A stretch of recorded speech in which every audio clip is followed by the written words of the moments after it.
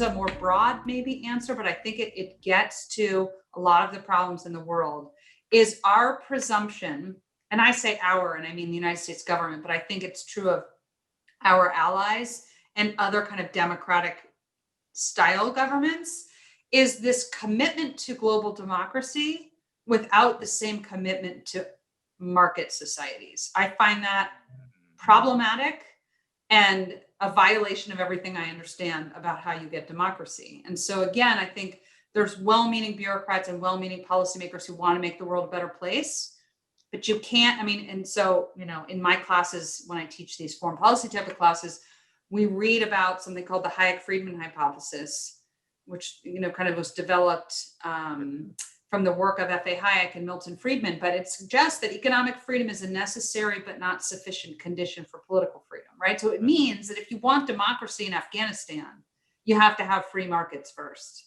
And that is the opposite of how our foreign policy operates. It actually pursues democracy first and then says, we'll help you get markets later, but first be democratic. And so I think a really good thinker here is Christopher Coyne, who's at George Mason. He's written a book called After War. I highly recommend it. And Doing Bad While by Doing Good, which is also a great book. But, on the Afghanistan question, I mean, democracy is not why we went to Afghanistan. We went for containment purposes, right? But we stayed to try to develop a democracy. And he talks about in his book how in the military insurgency manual, the field manual, so for an American member of the Army, in the field manual, it says, help build markets. This is not the comparative advantage of the military. If you know anything about economics, you know that nobody builds markets. Markets evolve, right, through commerce and exchange and cooperation and bargaining and things like this. And so I think what we could do is change our attitude.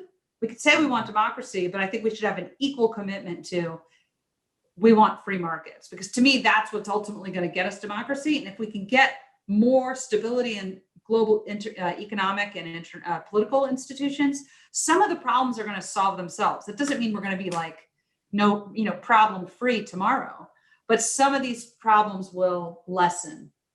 So that's, to me, the principled way I'd think about your question. Then I would apply that to, all right, what do we do about Syria? Do we stay in Afghanistan? What do we do about Boko Haram? How do you respond to ISIS? What do you do with Putin? Those are lots of different kind of big questions we have today. What about, people call it the China question? What do we do? I don't know that we can do anything. I think that there's things we can stop doing. I think there are things we could perhaps do that we haven't done, but that's really, I think, important but neglected conversation in Washington.